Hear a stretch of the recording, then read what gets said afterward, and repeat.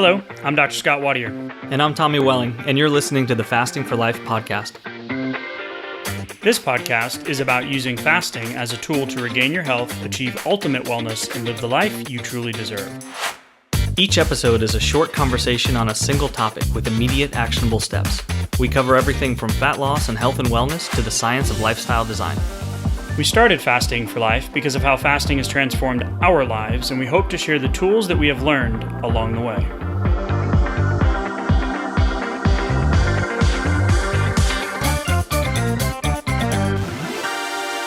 Hey everyone, welcome to the Fasting for Life podcast. My name is Dr. Scott Wadier, and I'm here, as always, with my good friend and colleague, Tommy Welling. Good afternoon to you, sir. Hey, Scott, how are you? Fantastic, my friend. Excited for today's conversation.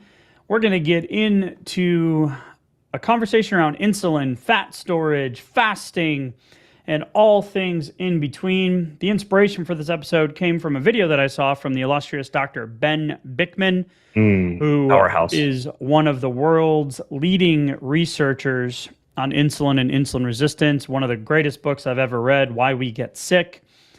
So we're going to adopt a fasting for life nuanced approach to some of the things that he talks about. As always, we want to give you some actionable steps that you can do to put fasting into your day-to-day lifestyle starting today. So if you're new to the podcast, I want to welcome you in. If you want to know more about Tommy, myself, our stories, how fasting transformed our lives, head back and listen to episode 0 and episode 1. It'll give you some context into why we do what we do here at Fasting for Life, why we have our resources, our coaching program, our challenges, and ultimately why we're on this journey with you for a fasting lifestyle. So welcome in. Thanks for giving us a shot. Today is going to be a fun conversation. If you're a long-term listener, an AKA OG of the Fasting for Life lifestyle, thank you so much for your continued support, likes, rates, reviews, shares, all the notifications that we get. We are greatly appreciative of all of that. That continues to allow us to reach people, help them transform their life, and ultimately get the weight loss and health results that they are wanting. So, Tommy, I want to give a shout out to one of our favorite reviews, a 5-star kind. We are very grateful that we have lots of those. And this comes in from Happy User 58. The title is So Inspiring, Great Balance of Facts and Inspiration. So, All right. Thank you, Happy User 58, for being on this journey with us. Thank you for taking the time to leave us a 5-star review that tells the podcast world that we're bringing value week in and week out, which we can hope, which I'm confident that we can do today, and kind of talking about this concept of shrinking and burning fat cells by keeping insulin low and overcoming insulin resistance, Tommy. Yeah, whenever we're thinking about low and slow diets, counting calories, counting macros, all of these things, a lot of us, many of us, especially if we came to fasting for fat loss purposes, which a lot of us did, then a lot of times there's experience with those kind of diet programs and some question about why don't they seem to be working for me or working as well as I thought it would. Why is my scale line not following what the app said it was going to be doing at this point, following 1 pound a week, 1.5, 2 pounds a week, maybe. And why is the math not mathing? Right. The math not mathing. So when we think about where do the personal differences come from as far as physiology versus math versus thermodynamics, if you will, then a lot of it has to do with actual responses within the body that stem from insulin resistance, and the actual interpretation and what the body actually decides to do with the calories, with the fuel, with the food that's coming in. And so that's where some of the nuance and some of the trickiness comes in. But we're going to simplify that for everybody today and go through just a couple of logical steps that we can follow, and we can hopefully use those to adapt to our next plate, our next fasting decision, our next fasting time, and then hopefully better align with our fasting and our health and our weight loss goals, right? Yeah, the reality is that, you know, the state of the union, so to speak, the statistics don't lie. You hear us say this stuff all the time, which is why we're on this mission to help people pull people out of the matrix, is that, you know, dieting culture comes with a lot of skeletons in the closet.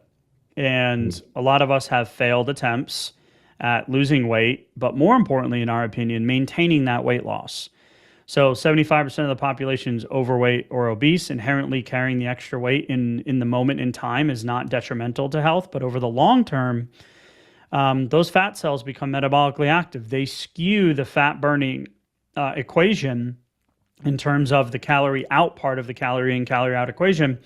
And it's not that we're trying to break the law of thermodynamics, but what it is the physiology that's underneath and the additional visceral, most importantly, visceral and or subcutaneous fat that we're carrying, and the lack of focus on the maintenance or what are we going to do for the long-term sustainability and body composition and all those things that create a healthy metabolic function and ultimately long-term health and longevity, is that those decisions that we make on a day-to-day basis are incredibly influenced by our food choices, our stress, our sleep. You've heard us talk about all these lifestyle components before, but when we're focusing on the root cause, the insulin resistance, the blood sugar variations, the lack of sleep, that then changes our metabolic function and or our decision making or our ability to just follow the old adage of eat less, move more,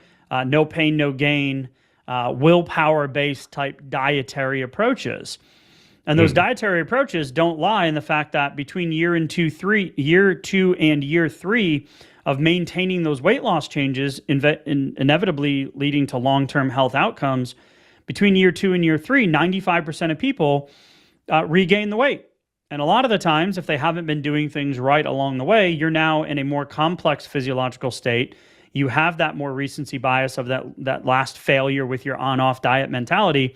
Yep. And that's why we love the fasting lifestyle, because if you're a vegan or carnivore, or you live in a big city, or you live in a rural area in a tent, I don't know how you'd be listening to the podcast, but maybe with Starlink these days, you've got a good Wi-Fi signal, right? But you get my point, is that it's adaptable to your day-to-day. And that's what we talk about, the fasting lifestyle and the customization and the personalization and why we do the challenges. And it's an intense 7 days of like deep dive into the why behind the results you're getting. So big picture, Tommy, I want to set the stage here in kind of looking at like a conclusion outline of what we hope to talk about today. And then we'll kind of break down some of the sub steps. When we're looking at dietary habits, right? Because fasting in essence is simple, right? Don't eat. But it's more difficult in application.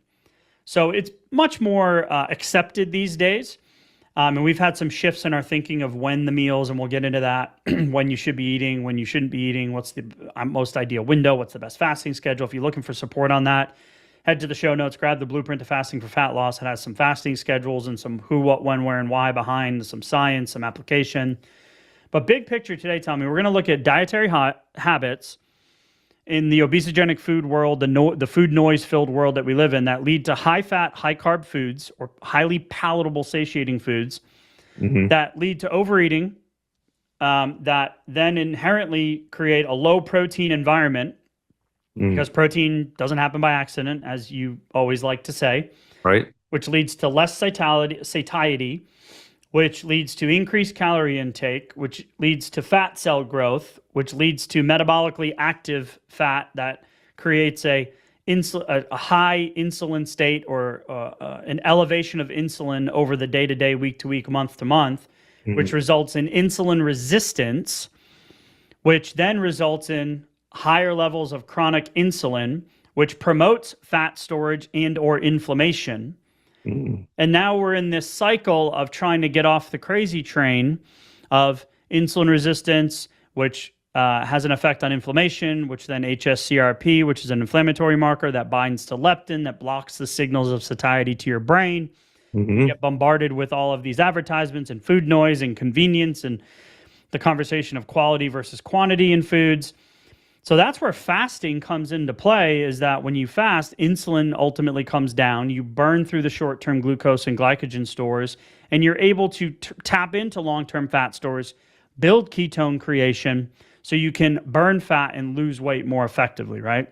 Well, yeah, and all the while you're doing that, those then overfilled fat cells they begin to shrink, which means that they become less metabolically active, and then they become less influential in the hormonal cascade. So then they're not sending the wrong satiety cues, the wrong insulin cues to the rest of the body. So then balance starts to be restored within the system. So as the scale's coming down, you're feeling less cravings. Your fat cells are less communicative, if you will, which is a very, very good thing. And then you find yourself able to continue with that process more intuitively, needing less willpower, what you were alluding to earlier, right? And so these are the two sides of the coin. So on a day that's feeling tricky, you might ask yourself, like, what side of that coin do I want to be on today? Like which direction? Because like every small decision leads to one step in one direction or the other. That's just how I like to think about it, because it's not that takes us away from some of the all or nothing thinking that can be really, really easy to fall into, especially when you have a long history of dieting, calorie counting, macro tracking, all of these kind of things. They can really lead to a lot of all or nothing thinking. But we need to take deliberate actions to get away from that thought process, because it really is about each food decision, each fasting decision adding up, not changing everything, getting everything perfect or everything right all of the time. So if we come back to dietary habits, I feel like that's an interesting first place to start, because we're all going to need to make a whole lot of food decisions, even during a fat loss phase, even if you have 30, 40, 50, 100 or more pounds that you need to lose, you're still going to need to make a lot of food decisions. Maybe less in the short term, as you deliberately fast to burn through some of that excess weight that you have. But over the course of your lifetime, there's going to be thousands of more food decisions. And you talked about maintenance before and sustainability. We need to keep our eye on that prize, if you will, even during a fat loss phase, because long term, we're going to need to be prepared to make food decisions. And we can't just avoid food decisions for the rest of our lives, even if it feels a little bit easier in the moment. Like, I mean, how many hundreds of times, if not thousands, have we heard it feels easier for me to fast than to decide what I need to eat, and making good food decisions, wouldn't you say? Yeah, 100%. And that's that willpower, white knuckling. Yeah, there are going to be moments where you need to rely on willpower, but willpower is not finite. I mean, it is finite. It runs Right. out eventually, right? Mm. So that's where we talk about habit formation, lifestyle adaptation, negotiating with yourself up or down in a decision of weakness. Where are you going to give in, or are you going to stay strong? One of the most listened to and downloaded episodes we have is episode 125, where we talk about willpower, won't power, and want power. Mhm. And when it comes to fasting, there's a lot of won't and want that needs to happen, right? Mm. So you're going to be able to use that in times when you need it, but if you're consistently relying on it, that's when you're going to get in trouble, so to speak, with the consistency effort. So when we look at this mindset shift for this conversation, it's really needs to start with this unique dietary shift, like this idea that when you break your fast, you have an opportunity for a nutrition window, right? You can fuel your body. You can get in quality nutrients. You can prioritize protein. You can get in micronutrients. You can add, a complex salt, like a real salt, like a Redmond's or a Baja Gold or a Celtic sea salt, that helps balance the electrolytes and hunger cues. But this dietary shift, because right now, the modern diet is ultra refined, ultra processed, or refined, reprocessed foods, high fat, high carb, very high on the hedonic food scale of attractability, likability, palatability. Engineered for those things too. Exactly. And a lot of the processed foods remove protein. Now, there has been a movement lately where everything's protein, like if we go to my gym and you go to the little cafe, the stuff up on the counter is all protein chips and protein cookies and protein Pop-Tarts and Protein hacks. yeah. So I love that protein is being prioritized, but it's still a refined processed environment. So is that good in a pinch? Sometimes, sure. But should that be the majority of this mindset shift around this dietary kind of conundrum that we're in this environment that we live in? Yeah, absolutely not. So when we're looking at this conversation around food choices, and we'll say this often, that the worst thing you can do before you start a long or extended fast, like the night before, is have a big dinner of indulgence and alcohol and desserts and things, and then expect the next fasting day to be that much easier. Oh man. Yeah, Because it's we rough. just know that you're setting yourself up for a more difficult fast. So the nutrition window is really important to think long term, to begin with the end in mind, to make sure that about 80% of the time, so 24 out of 30 days a month, you're making quality food decisions to fuel your body, to set up a consistent fasting effort the next day. And that just doesn't happen overnight. That takes repetition, right? Yeah, it absolutely does. And to speak about dietary habits and just the fact that, any diet can be compatible with a healthy lifestyle. It can be compatible with fasting, and any diet could be compatible with fat loss mode or a maintenance mode as well. The thing about that is that, if you take certain dietary restrictions and dietary preferences, I'm you never going to eat a carb again. I'm swearing off ice cream. yeah. Oreo cookies are bad, whatever it is. Sure. I mean, and then you can also go all the way to the extremes of, let's say, vegan and carnivore. Okay, for an example. And there's high fat, high carb ways that can kind of like sneak their ways into a lot of these dietary preferences. And so just to be on the lookout for that, especially if you've chosen a certain dietary way of life or way of eating, and maybe it's a temporary one or maybe it's a permanent one. Just understanding that protein doesn't happen by accident. Protein always needs to be a priority, but it especially should be front of mind when you are in a fat loss phase. You're trying to shrink these overfilled fat cells, and you're thinking about also like how did they get there? What happened? Because if you consider yourself a relatively healthy eater, but you have some weight to lose or you have some symptoms or some blood work you're trying to balance out, then oftentimes you could still go back in time and start to put the pieces together, like how did I get here? And that can be helpful for making some decisions going forward. But even if you can't, or you're not sure where a lot of this came from, if you just prioritize protein going forward, it's going to be huge as far as satiety, like you said, Scott, setting the stage for your next fast, making it more intuitive, easier to stick with, reducing cravings that are going to help keep you from feeling like you're kind of white knuckling through the next fast, because you can only white knuckle through so many fasts and so many hours and so many times, and that gets really, it kind of wears on your mindset too, right? For sure, any diet that you're on, right? You can stick to it for the short term, but in the long term, where does that sustainability come from? So let's talk about a couple. So in the spirit of the shrink and burn fat cells by keeping insulin low and overcoming insulin resistance concept, there's a couple of things that I found interesting that I wanted to touch on in terms of this conversation around sugar and fructose versus glucose. Okay. So we looked at, there was a study where participants drank fructose or glucose drinks with the same amount of calories. And they looked at the group that was drinking more of the fruit juices, the sodas, the high sugary beverages. Okay. Those folks, group. and this is gonna go into that whole shrinking fat, burning fat, ketone conversation here, and how we can optimize that with consistent fasting efforts.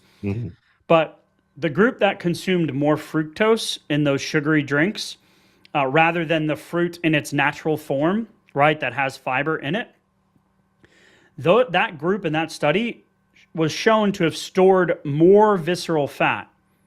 Yep. And we know that visceral fat, so in that study it was fructose versus glucose. The fructose group stored more visceral fat. The glucose group stored more subcutaneous fat. So if we're going to prioritize the which one's worse, well, visceral fat absolutely takes the cake, so to speak. Yeah. And the source of that fructose matters. So fruit is fine, because we get this question a lot from folks. Well, fruit has carbs. I'm doing keto. I'm doing low carb. When can I have fruit again? You can have fruit every day. Sure. We have some people that I actually recommend breaking their fast with a big bowl of fruit. Because you're going to be increasing the GLP-1 and the insulin sensitivity. Now, if you're type 2 diabetic and you're on medication and that's going to throw your numbers out of whack, well, yeah, maybe you're not there or ready for that yet. Start slow, of course, right? But the idea here is that the source of the fructose matters. So when we're looking at this from a visceral fat standpoint, that's just one of the levers we can pull and a simple shift we can make to decrease that proliferation of that visceral fat. Alcohol is another one, right? Stress is another one. Poor sleep is another one. The cortisol stress response. Those are things that can promote and proliferate visceral fat creation. Yes, disproportionately. So not correlated with the number of calories that are coming in, or not predicted just by the number of calories that are coming in. Because you could take because in those studies, they took the exact same number of calories, number of grams of sugar, fructose versus glucose, same calories, same metabolic efficiency in the body, but then different outcome. And that's because fructose has to go through the liver. So the way that it actually gets processed is a different biochemical process that results in more visceral fat deposition. And that's a real big problem, because it's much easier for the body to access the subcutaneous fat. It's a shorter process to burn through overfilled subcutaneous fat cells versus overfilled visceral fat cells.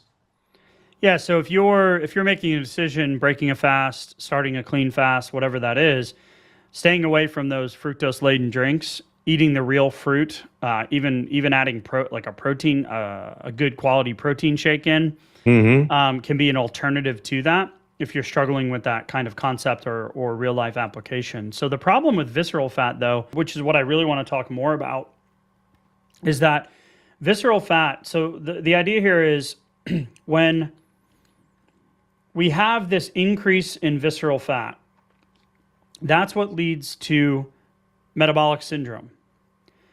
And visceral fat is the thing that creates that chronic inflammatory state that then blocks leptin, satiety signals, hunger cues, etc.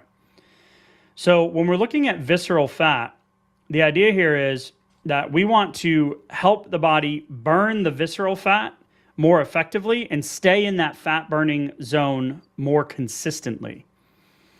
So the idea here, the takeaway is the overgrown fat cells themselves become an inflammatory mechanism, which lead directly to insulin resistance. This is why waist circumference and waist to height ratio, which we've done episodes on in the past, and body roundness index are way more accurate indicative of an insulin resistant state, or the prevalence to develop an insulin resistant state within 5 to 7 years.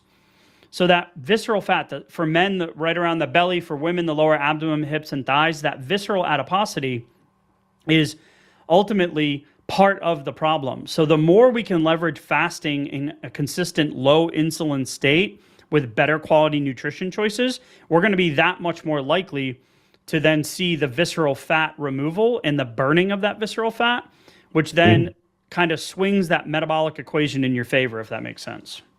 Yeah, so we need a low insulin environment. We need to extend those burn times. We need to then break the fast with good quality food choices that aren't then adding to that old problem that we've already created.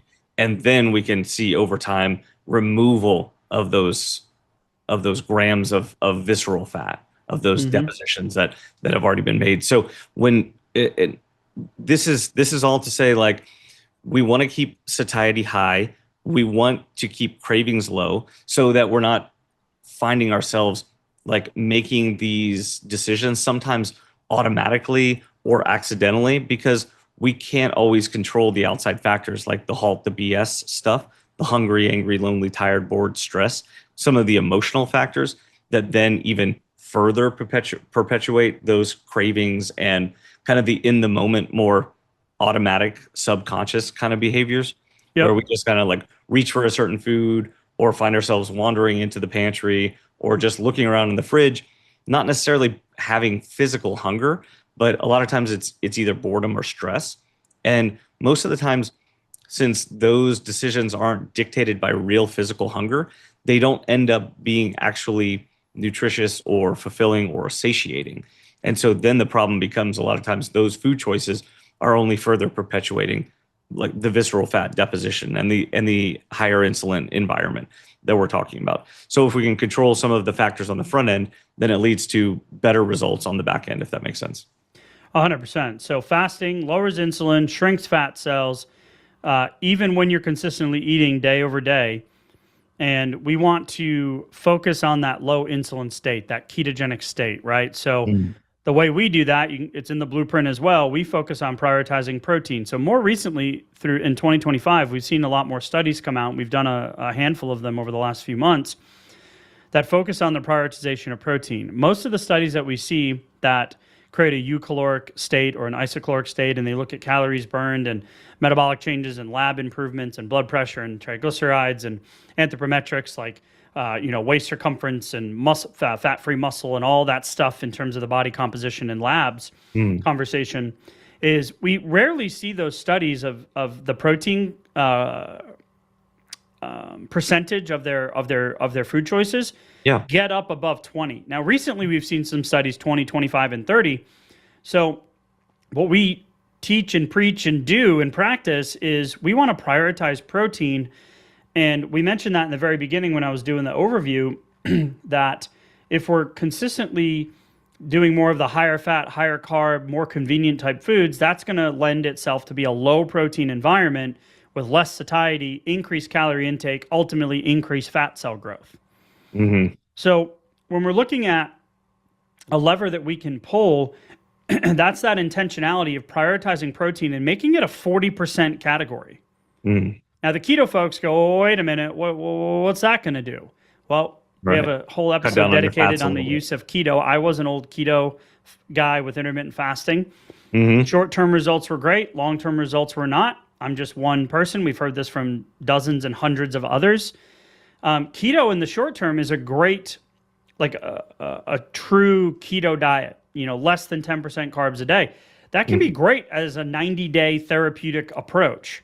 If you're dealing with neurological type stuff, or you're dealing with, chronic inflammation, or you're dealing with hormone imbalances, autoimmune issues, diabetes specifically, the blood sugar, A1C and fasting insulin and fasting blood glucose are tremendously improved with doing keto for 90 days. But if you tried to do keto, it's hard to fit that into a long-term plan. Like, what does maintenance look like? What does my day-to-day look like? Am I always going to be the person at the family holiday or the business lunch or the trip that's having to make all of these concessions, that's then relying on willpower to make that decision time after time after time and time again?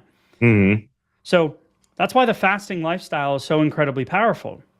Well, hold on. Also, on keto, one of the tricky things is that if you find yourself out and about a lot, or very social, or at restaurants and things like that, you can find yourself having an easier time to comply with keto sometimes, but you're having to rely on ultra processed, restaurant or convenient type foods that maybe the macros fit, but the processing is still there, where it's like your body's just not doing exactly what it would be doing with whole food sources.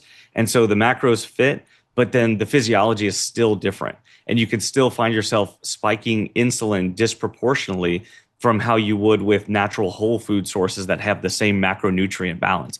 So that's also part of the trickiness. And that's not to even mention yet the caloric load, because ketogenic is also obviously very calorically dense. Yeah, because of the fat content, right? Right, of course, which isn't inherently bad, but as you do shrink some of the fat cells and your metabolic rate naturally comes down as you have less extra fat on your frame, then you find yourself with less wiggle room, with less of a margin of error. So if you're not diligent in tracking, you could find yourself accidentally over-consuming and over-spiking insulin in a way that you thought you were doing the right way. So this is also part of why keto doesn't always work for everybody over the long term. It can, results can slow down over time. So let's talk a little bit about the fasting application here. And one of the things that we see often, and we've changed our tune on this, is if you're starting an intermittent fasting lifestyle, you're getting back on track, the wheels fell off the wagon's in a ditch, it's on fire, the weekend happened. That's why we have our fasting types, right? So the weekend warrior, the gratuitous grazer, or the fasting freelancer. If the weekend got you and you're finding yourself restarting on a Monday, the easiest thing to do, especially in the very busy world, in our household for sure, with 3 kids, my wife's in practice, multiple businesses, 3 dogs, a horse, lots of things going on every morning. The easiest thing to do is just skip breakfast, right? So if you're coming to intermittent fasting, it's like tried and true, 16-8 window, 16 hours fasting, 8 hours nutrition opportunity. And it's easy just to go 12 to 8. Right? So noon to 8, just skip breakfast, have some coffee, get your day started and go. The opposite side of it is there's a lot of people, and the generation before me, my parents' generation, was breakfast is the most important meal of the day. Right. Yep. But let's talk about breakfast and meal timing with a fasting state. Then we'll transition into ketones and then wrap up with a really cool nugget in terms of what fasting can do from a calorie burn standpoint, from a metabolic standpoint in a low insulin state. Is that when you look at this breakfast, there's two things. One is we've seen a lot of research recently that, and we've changed our tune on this, that eating earlier in the day is more beneficial, right? Absolutely. So shifting your meals, your nutrition window earlier in the day. Now that comes with complexity, like I just mentioned, with the day-to-day breakfast routine. Maybe you don't have as much flexibility or time at lunch. You're in an office setting.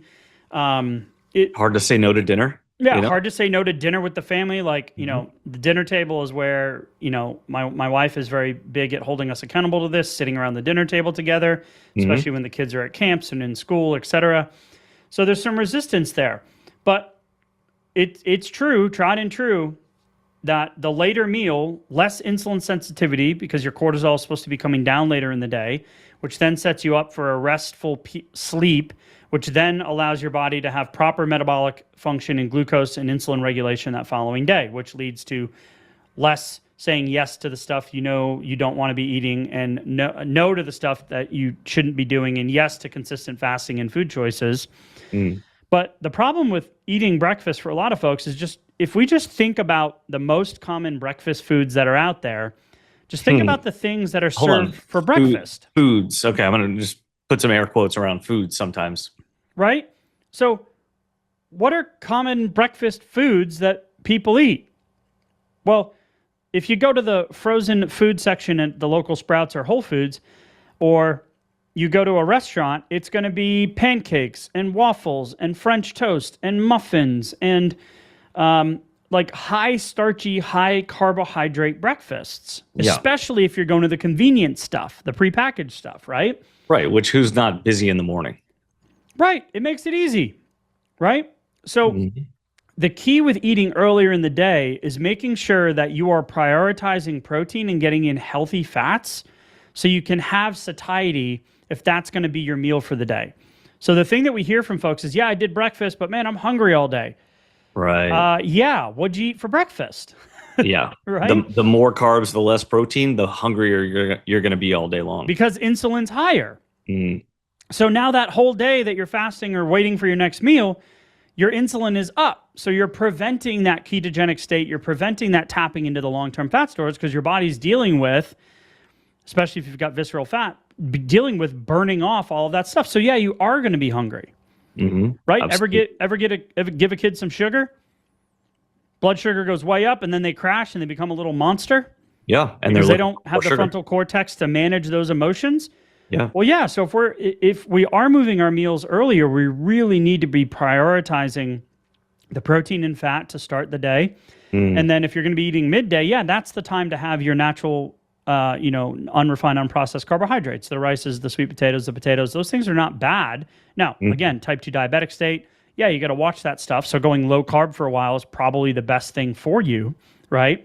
But later in the day, decreasing that carbohydrate intake if you're on a visceral fat loss journey, because that's going to help set yourself up for a low insulin state through the evening into the night, setting yourself up for sleep and better metabolic function that next day. That's a great distinction. If you were trying to make the decision, should I skip breakfast or should I skip dinner? Which one could you have the better quality meal with a high quality protein content?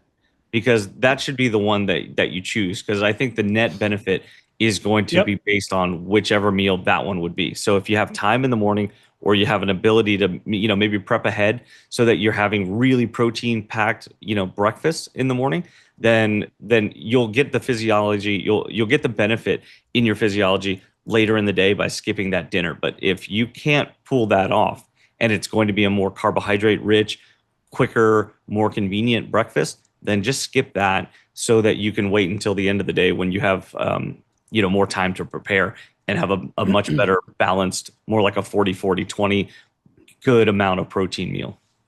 And that's one of the things that we kind of differ with Dr. Ben Bickman on this. When I listened to that YouTube video and just kind of was thinking about, well, is this applicable for us? Can we have a conversation about this that would help our folks adopt a fasting lifestyle? Is the simple concept of skipping breakfast, right? So we've changed our tune on that recently. But what you really want to focus on, to your point, Tommy, is eggs, avocado, nuts, full-fat yogurt, Greek yogurt. Avoid the sugary fruit juices, the breads, the cereals, because that's going to help reduce inflammation, stabilize your insulin throughout the day, and promote fat burning if you are going to continually use those fasting windows. So yeah, make a great smoothie. Put some avocado in your smoothie, put some protein powder in your smoothie. I mean, you can do a lot with a smoothie. You can get pretty interesting with your ingredients. Yeah, and keep it simple, right? Keep it simple. Yeah. So one of the last little nuggets I want to drop here before we wrap up with an action step or two is the fasting periods. Like, what is that doing? Right? So fasting periods where insulin stays low, it's been shown to increase your metabolic rate by about 300 calories per day. Wow. So extrapolate that over 7 days. That's 2,100 calories, right? Extra by staying consistent with your fasting efforts and putting fasting in the primary lever that you can pull. 1 pound of fat is 3,500. Yep. Right? So over the course of the month, if you start adding up those numbers, right? So 2,100 per week, 4,200 over 2 weeks. Now you're on a really consistent, stable way that's going to get you repetitions that will allow you to maintain those weight loss changes and not become part of the 95% of folks that give the weight back between year 2 and year 3 of a dietary weight loss lifestyle effort. That's awesome. And that's in a way that you could see yourself maintaining that. So if you weren't expecting the scale to just continue to go down, but you do see those small changes adding up over time, then also think about the fact that you're doing the things that you need to do to maintain that progress. And guess what? It's a bonus that some of those fat cells are shrinking. You're burning through some of those long-term fat stores because the insulin's staying low. So a couple of things here as we wrap up today, Tommy. A couple of different action steps that you can do. So one would be to eat breakfast, to shift your window, to try it on for size for a few days and see how you feel. However, with the caveat, don't make the breakfast blunder, which is the protein the pancakes, the waffles, the muffins, all that kind of stuff. Be better to have dinner leftovers. Right. Dinner left, great. My kids love when I make steak. And I usually make it in big batches because then they have steak the next morning with their eggs, and they love it. They're like, Dad, so I want some steak. I'm like, get off my steak, kids. Right. Leave me alone. So that's going to allow you to stabilize insulin, reduce inflammation, etc. Another potential application for y'all today is during your eating window, focus on meals that keep insulin stable by prioritizing protein, healthy fats, and fiber-rich veggies over sugars and refined processed carbs. And focus this during your fasting window, if you need a little extra oomph, a little extra encouragement, is that use your fasting windows to reset that insulin and inflammation. So stay hydrated. Focus on prioritizing, hydration over just drinking water, and avoid the dirty fasts. Keep the fast clean. Avoid any of those excess calories, especially the ones from the sugary drinks, during your fasting to maximize those fast burning efforts and ketone production. Yeah, I like that. That's also going to help you extend your fast a little bit too, because if you think about your fast, not so much as like, what did I set my timer for? Was it a 22-hour fast, or maybe it's a 40-hour fast, whatever the case may be. But instead of looking at it like what is the whole goal, think about it 1 hour at a time next time, especially if you've been having trouble like closing your window or getting past a certain sticking point. Just think about it. Just take it 1 hour at a time. You could literally set a 1 hour timer rather than a 30-hour timer, let's say, and then keep your head in the game a little bit longer, and then just look at it as the opportunity to make a decision. Do I want to break my fast now, or do I want to give myself an additional hour of low insulin ability to tap into those long-term fat stores? Then you can make that one decision each hour rather than feeling like it's this overwhelming long-term decision. If that's how you're feeling, which at some point in your fasting journey, that might resonate with you, even if you haven't been there yet. 100%. So in the efforts to shrink and burn fat cells by keeping insulin low and overcoming insulin resistance. Different action steps for different folks. Pick one thing that resonated with you today and put it into your next meal decision. Put it into your next fasting window. Put it into your next, when you plan out your week on when you're going to be fasting and when you're going to be fueling and when those nutrition opportunities are. If you're looking for more guidance, you can head to the show notes. We've got a whole host of resources, the Blueprint to Fasting for Fat Loss, the Facebook community, the new fasting quiz. But pick something today and do it, because action always trumps. It always wins, and that's what we found year over year now with helping so many folks. Excited for what we're going to hear in terms of feedback from this episode, Tommy. As always, I appreciate the conversation, man, and we'll talk soon. Cool. Thank you. Bye. So, you've heard today's episode, and you may be wondering, where do I start? Head on over to thefastingforlife.com and sign up for our newsletter, where you'll receive fasting tips and strategies to maximize results and fit fasting into your day-to-day life. While you're there, download your free Fast Start guide to get started today. Don't forget to subscribe on iTunes, Spotify, or wherever you get your podcasts. Make sure to leave us a 5-star review, and we'll be back next week with another episode of Fasting for Life.